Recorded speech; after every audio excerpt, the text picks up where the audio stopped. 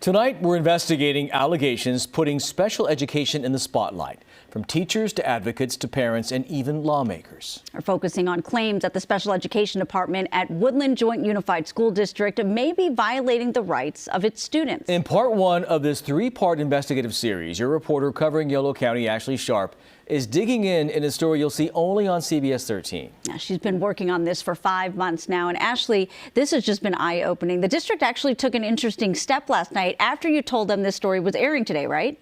Yeah, that's right. The superintendent sent an email to every parent in the district last night on Easter Sunday, letting them know about this story.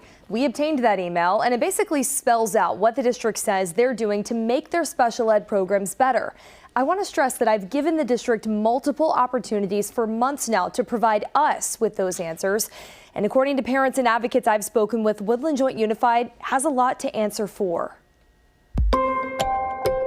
This is a crisis on the federal level, but most people don't even know it exists. They talk to us parents like we don't know what's best for our child. At Zamora Elementary School, one mother's fight, she feels, echoes the struggles of other parents within the Woodland Joint Unified School District. Natalie is behind educationally. The tests show it, and they didn't want to even help support her. Serena Oliver's daughter, Natalie, is in kindergarten. Diagnosed with autism, she spent preschool and special ed classes within the district. But starting this school year is when Serena says the problems started. And at Natalie's first kindergarten IEP meeting, she felt silenced. They were going to put her into general education with no support at all. An IEP, or Individualized Education Program, is required by federal law, outlining what classroom supports are needed for a child in special education. Serena alleges the district excluded verbally agreed upon supports from that document and even lied about her daughter's progress to support a move out of special education. They weren't taking it serious. Seemed like they were just trying to throw all the kids in mainstream. That's where majority of her preschool class ended up. Educating one California student in special ed can be 3 times as expensive as general education. And last school year, state data shows Woodland Joint Unified had 1,770 kids enrolled in special ed, the highest of any district in Yolo County. In Natalie's case, Serena says she's also been in the wrong class all year, in violation of her original IEP, which stated she should be in a kindergarten class for kids with mild to moderate needs. Instead, she was placed in a class for severe needs. Serena eventually opted to keep Natalie there, feeling she was out of options. For her to dislike kindergarten as much as she does is really sad, because it's kind of shaping her education in a negative light. Serena is one of dozens of district parents who asked the Sacramento Autistic Spectrum and Special Needs Alliance, or SASNA, for help. The nonprofit advocates for students with special needs and their families region-wide, providing help navigating social services, even attending students' IEP meetings. CEO Dave Gaines says Natalie's story is one example of many. We started getting kind of a stream of requests for help from parents in Woodland Joint Unified. We'd never seen anything like it before from this district. Dave says he's working with around 40 clients, all current or former parents and teachers, all bringing forward their own allegations against the district. It's probably the most severe situation that I've seen in my 15 years of doing this kind of work.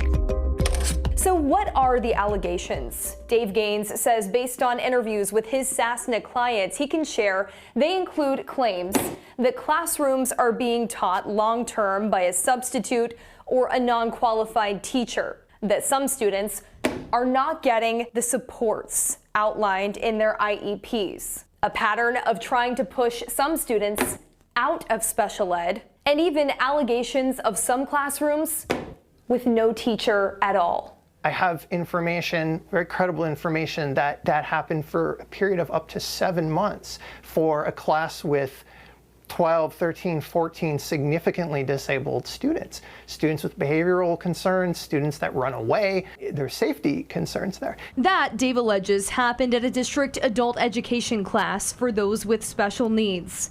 This school year, SASNA has sent a letter to the district offering to collaborate to address alleged substantial legal deficiencies and a, quote, cover-up of systemic problems. He says the district has provided no real response. It's why he contacted CBS Sacramento. He also emailed the school board and district that he plans to pursue criminal prosecution for violating students' federal education rights, even filing a complaint with the United States Department of Justice. The DOJ, in response, directed the United States Department of Education's Office of Civil Rights to look into his concerns. Dave says that is ongoing. In a lot of cases, Woodland and the other school districts, they know they're in violation of the law. The system doesn't allow them to not be in violation of the law. It says you have to do all this by law, but we're not going to give you enough resources to do it. I took all of these claims to the district, and while leaders chose not to respond directly, they told me that they take the allegations seriously, and back in December said that they would conduct an internal review of the special education department. Well, we checked back in now 4 months later, and they say that review is still ongoing.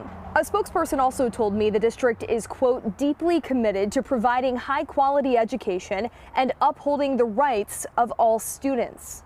So what's the response of the California Department of Education? A Public Records Act request revealed there were at least 6 complaints last school year against the district that were investigated and closed.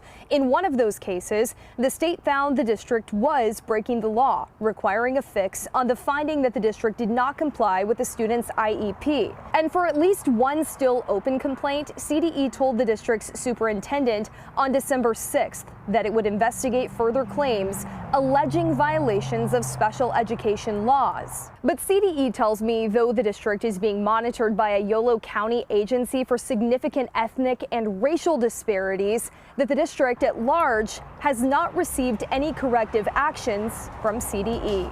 What we don't want is what's been going on for a long time, which is just complaint after complaint after complaint, and single complaints are resolved, but the problem's never resolved. Dave says it's a funding and staffing deficit, decades in the making, hoping by calling attention to it to make a difference.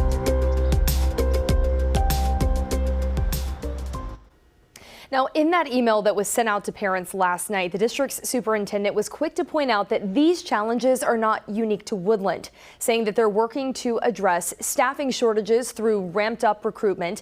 They also added 3 special day classes based on student need. They brought on a new special education administrator and are providing professional development for special ed teachers and staff. Now, coming up tomorrow in part 2 in this series, where I tracked down 2 former teachers who had this to say.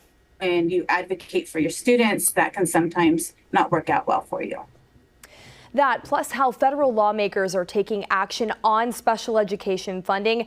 That's coming up Tuesday night at 5 and 10, guys. Looking forward to hearing from those teachers, because you can talk about the problem that was very well done and focused, but you want to hear from folks who've been in it as well, right? Yeah, absolutely. And they all have kind of their own experience to share, right? And just highlighting that, you know, these are teachers who've worked in other districts, right? And right now are working in other districts, and say, you know, these are problems, you know, significant at Woodland, but problems that they have seen working other places as well. Yeah. So it's kind of putting a spotlight on a bigger problem. I was just going to say that I know that that's not the only district, because we've heard of these concerns in other ones. It's true. Ashley, thanks. We'll look for part 2 tomorrow. Yes. Appreciate it. Let's get to some